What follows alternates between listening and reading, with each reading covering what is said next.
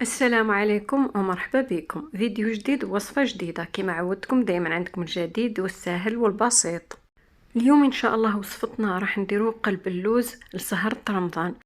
طريقة تحضيره جد سهلة، 10 دقائق يكون واجد واقتصادي، ما فيه زبدة، ما فيه السمن، ما فيه اللبن، ما تخليه يبات، توجديه منا تاكليه منا. اذا حبيباتي بلا ما نطول عليكم، قبل كل شيء نقول لكم صحة رمضانكم ونبداو بسم الله على بركة الله. اول حاجه نبداو بها غالياتي راح نبداو بالشربات. طريقه تحضيرها سهله بسيطه. هنا في الكاسرول نحتاجو كاس تاع سكر، نضيفوا له 2 كيسان تاع ماء ونزيدو شريحه تاع ليمون ونروحو نحطو الكاسرول تاعنا فوق النار تبدا تغلي، غير تبدا تغلي نحسبوا لها 10 دقائق ونطفيو عليها. هكذا الشربات تاعنا تكون واجده. قلب اللوز تاع نهار اليوم غالياتي راح نديروه في سنيوة ولا في المول الأسطوري 30/10. كما وعدتكم راح نعطيكم عدة وصفات في المول الأسطوري. هنا في لا ريسيبيا أول حاجة راح نحتاجو 2 كيسان تاع السميد الخاص بقلب اللوز، تلقاه عند اللي يبيع مواد الحلويات. يكون نوعا ما خشين، هو سبيسيال تاع قلب اللوز، ما كله تروحي تغامري وديري تاع السميد العادي اللي نديرو به الكسره، مش راح ينجح معاك. بعد ما درنا 2 كيسان تاع السميد تاع كيما قلت لكم خاص تاع قلب اللوز، نزيدوا له رشه صغيره تاع ملح ومغرفه صغيره تكون بومبي تاع لافاني، نخلطوهم شوي مع بعض ونحطوا لا ريسيبيون تاعنا على جهه. دوك نحكموا انا واحد طاس هكذا تاع بغا ميكسور ولا اي طاس متوفر عندك، يكون واسع باش نقدروا نخدموا فيه. هذه هي الخلطة اللي تخلي قلب اللوز تاعنا يجينا حاكم روحه، وفي نفس الوقت يجيه شيش ويجيب بنة ولا أروع، وما يجيناش يتفتت.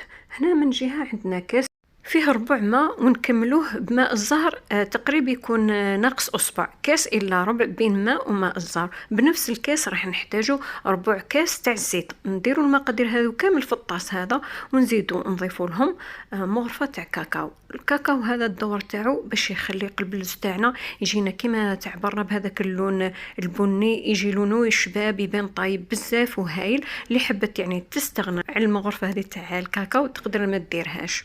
ونروح نضربهم مع بعض بالبغاميكسو. لازم البنات تضربيهم مليح حتى هذاك السكر يذوب لك كامل. اذا كان بقى لك شويه السكر مش دايب، قلب اللوز تاعك مش راح ينجح معاك.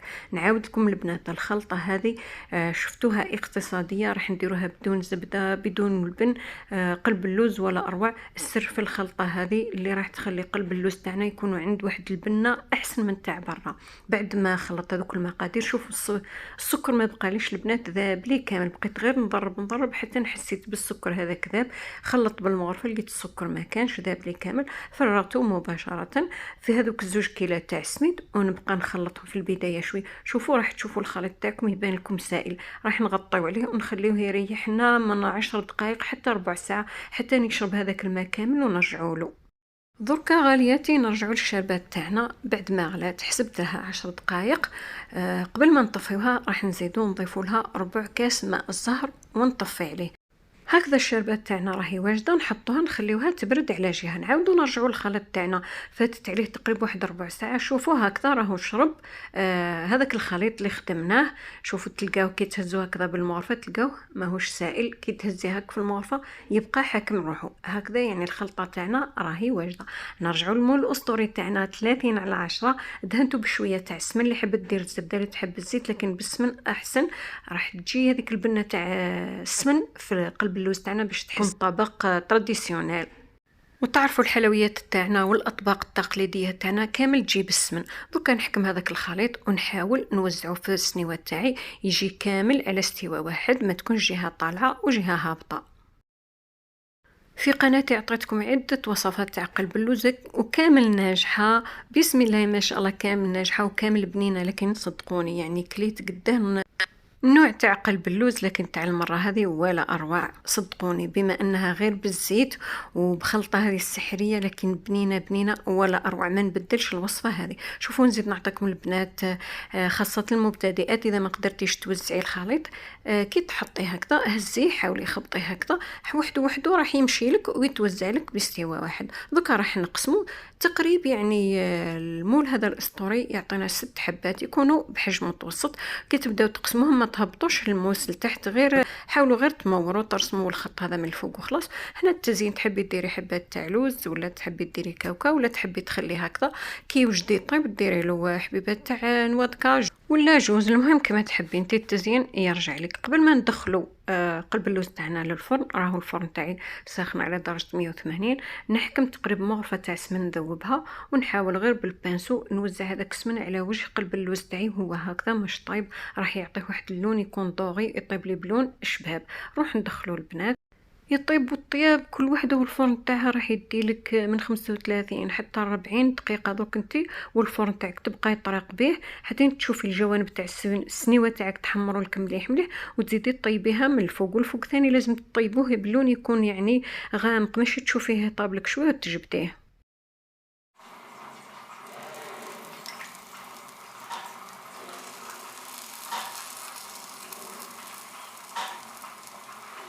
شفتوا البنات بعد ما طاب قلب اللوز تاعي هكذاك سخون، نفرغ له الشربات وهي بارده. خليت لكم الصوت باش تسمعوا، كي تسمعوا هذاك الصوت تاع الطرطقه هذيك في القلب اللوز تاعكم هنا تعرفوا باللي راهو ناجح. والملاحظه المهمه اللي نعطيكم البنات، شوفوا كي تفرغوا له الشربات تفرغوا نص الكميه. كي تشوفوا هذيك الكميه الاولى تشربت، ومن بعد زيدوا كملوا له النص اللي بقى من الشربات. كي تشوفوا الشربات بقات لكم من الفوق ما تزيدوش تبقاو تفرغوا له، حبسوا باش ما يجيكمش طري وما تقدريش تهزيه. شوفوا البنات راني نحاول نشرح لكم ونبسط لكم باش تفهموني، صدقوني والله كي نعود ندير لا فيديو نصور ونسجل نتعب بزاف بزاف.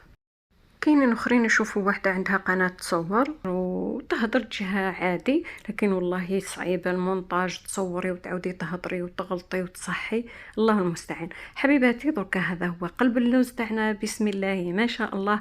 كما قلت لكم البنات راح يجيكم طري وفي نفس الوقت يجي حاكم روحه، مش هذاك القلب اللوز اللي تخليه يبات 24 ساعه. يوجد لك نص ساعه ولا 20 دقيقه كوليه بالصحه والهنا، مش راح تطولي عليه. ان شاء الله البنات تجربوه ويعجبكم. قلب اللوز ولا اروع، تقدري تهزيه وفي نفس الوقت يجيكم طري. لازم نقطع لكم حبه باش تشوفوا هكذا. كي تشوفوه راهو حاكم روحه، هزيته بكل سهوله من السنيوه، وفي نفس الوقت شوفوا كي نحي هكذا بالمغرفه، شوفي راهو يجيني يعني راهو باين طري وراهي شاهي. ان شاء الله حبيباتي تكون عجبتكم الوصفه تاع نهار اليوم. اذا عجبتكم تقدروا تخليوا لي في لي كومونتير وتقولوا لي رايكم، بلا ما تنساو هذاك الجيم الصغير باش يطلع لي لا فيديو والقناه. وفي الاخير ما تنساونيش بدعوه الخير.